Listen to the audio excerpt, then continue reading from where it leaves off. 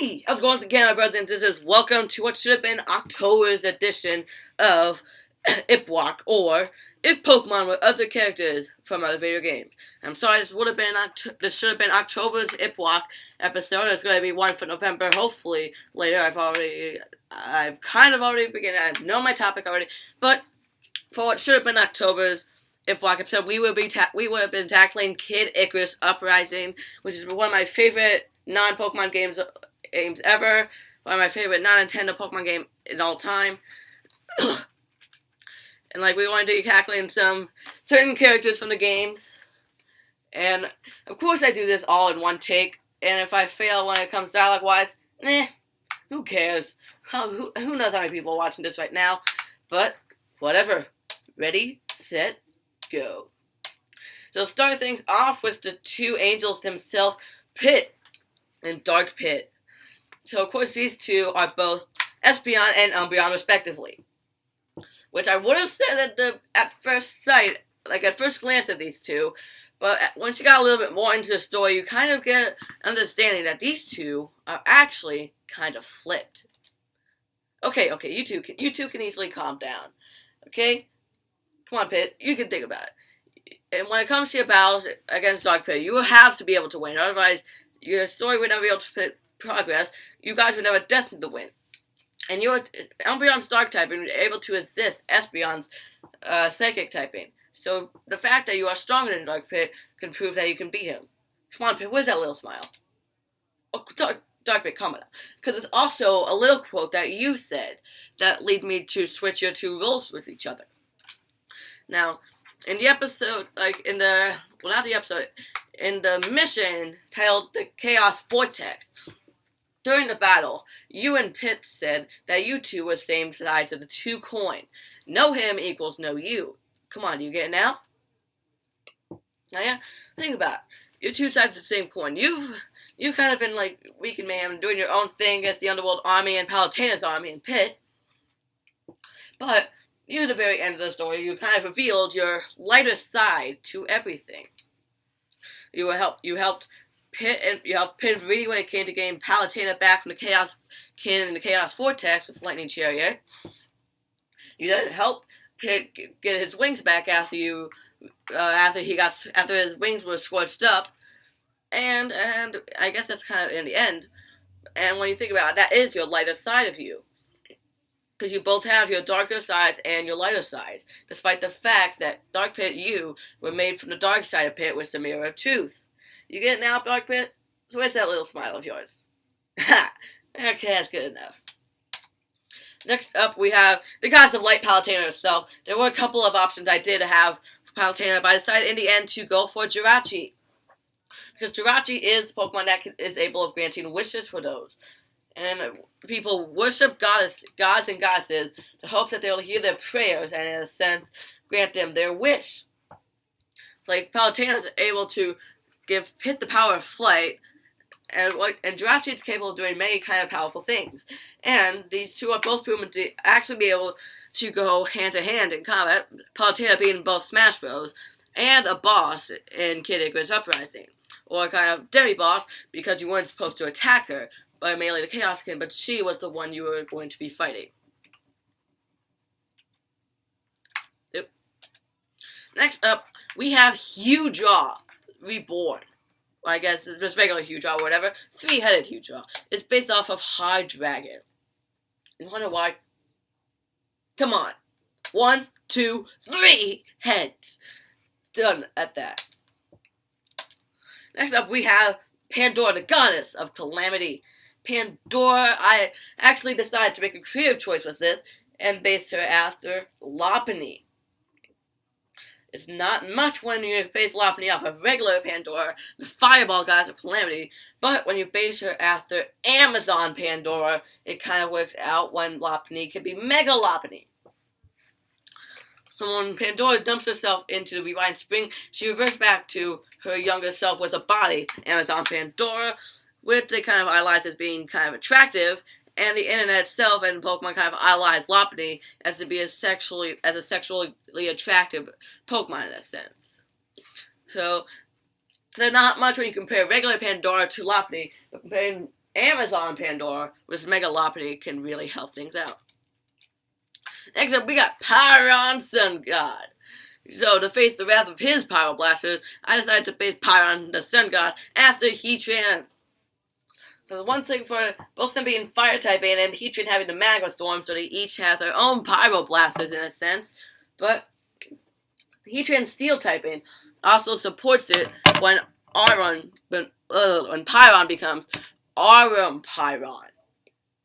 When he takes control of the Aurum Brain, or is controlled by the Aurum Brain, it's never really been understood in that one level, because that one level is all we had. But the Steel typing that Heatran has kind of supports the fact that Pyron becomes the, I'm not sure what to refer to them as entirely.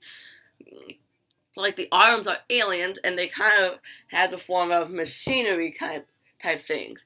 And like, most Tyrant Steel typing you see, like, are made of machines, like that kind of stuff, for Clink Clank, for example. I think the fire type of Heatran supports the Sun God part of Pyron, and the Steel typing part of Heatran supports the fact that when he's Aurum Pyron. Now, I'm not sure how many more we have to do left, but next up we got, oh my gosh, how could I forget his name? Dintos, there we go. Dintos, who was kind of the creator. Like a creator of most things. He's capable of creating his own things in the game. He creates bosses and that kind of stuff. And he even creates the Great Sacred Treasure, the final thing you go against the Battle of Hades.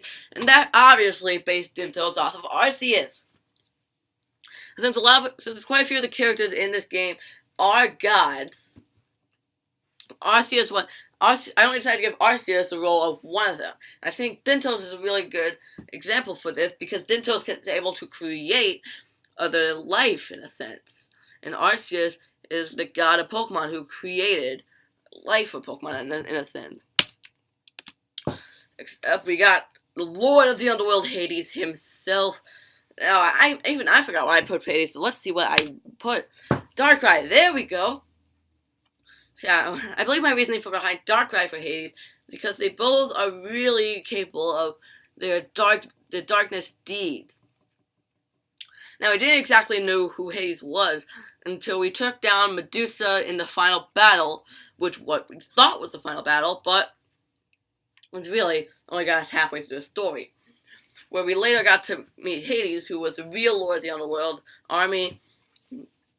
And the darkness that Hades always talks about, in a sense, can really help. And another thing that really creeps me out is when Darkrai is able to sprout legs in the movie Darkrai was featured in. And during your final battle with Hades, after you cut off his legs, he sprouts new, fabulous legs. And what's better than two beings of darkness, in a sense, that are both capable of sprouting some fabulous legs. So I believe this might put us at the end. I'm not even sure, but next up we have Medusa, who we thought was the main villain we've been dealing with all along. Now, there are lots of things that Medusa could be done. I was kind of debating Tangela and Tangrowth for this role, but since it was all the snakes being part Medusa, I just wanted to put one snake Pokemon for Medusa. Like, you can actually count Medusa as multiple snake Pokemon. Like, Superius, Viper. Like, I decided to put Arbok, because Arbok is the original snake. And, like, Medusa has multiple snakes on her head, one very away from the others. As you can see, that's the orange one in the way.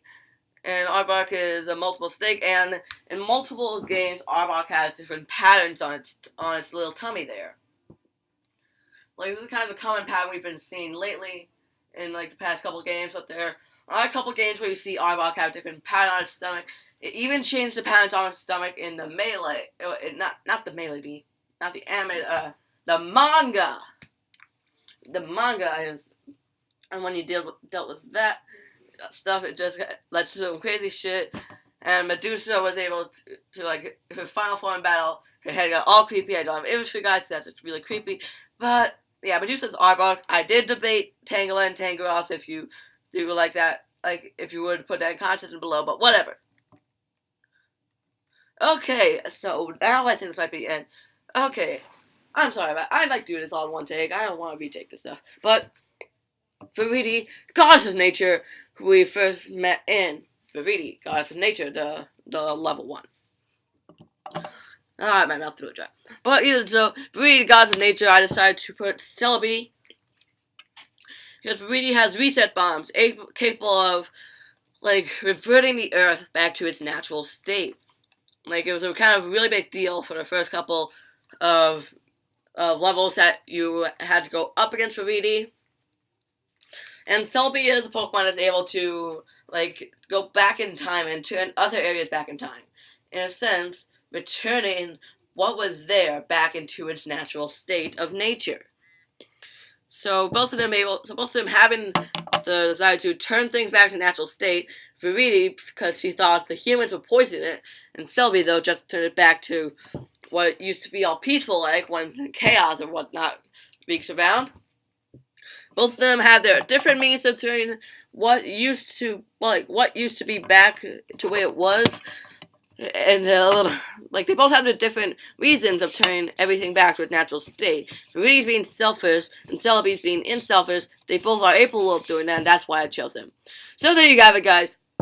Apparently I did 10 decisions for this I.P.W.O.C episode, and I've already begun my work on next I.P.W.O.C, which will be for November. I also have to get my next top 10 up for what should have been up for October that I already have done, but I guess that will be it for now. I'm not going to do an end card for these kind of videos, but once again, thanks for watching, guys. Hope you smack that like button down below and subscribe. More videos I make here on my channel. And I guess that will be it for now. But remember, people, I'm not to anyone else's Pokemon brother. I'm your Pokemon brother, signing out.